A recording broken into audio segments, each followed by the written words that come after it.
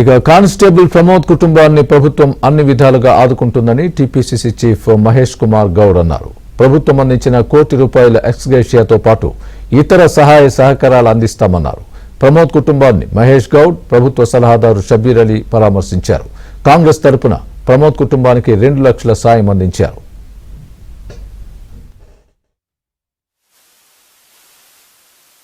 మరణం చాలా బాధాకరం. చిన్న వయసులో విధి నిర్వహణలో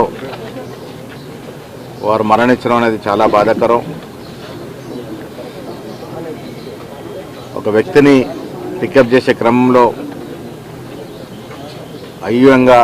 అనూహ్యంగా తెలియకుండానే ఆ వ్యక్తి రోడ్డుతో చనిపోవడం జరిగింది. 3 చిన్నపిల్లలు ఉన్నారు. ప్రభుత్వం పరిపూర్ణంగా వారి కుటుంబాన్ని ఆదుకునే విధంగా సహాయ సహకారం అందిస్తూ ఉంది.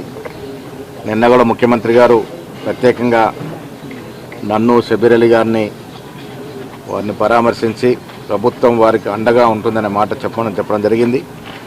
ప్రభుత్వ తరఫున కుటుంబానికి ₹1 కోటి ఆర్థిక సాయం అందడంతో పాటు 300 గజాల ప్లాటు, అదేవిధంగా కుటుంబంలో ఒకరికి ఉద్యోగం కూడా ఇవ్వడానికి ప్రభుత్వం ముందుకొచ్చింది, నిర్ణయం చేసింది.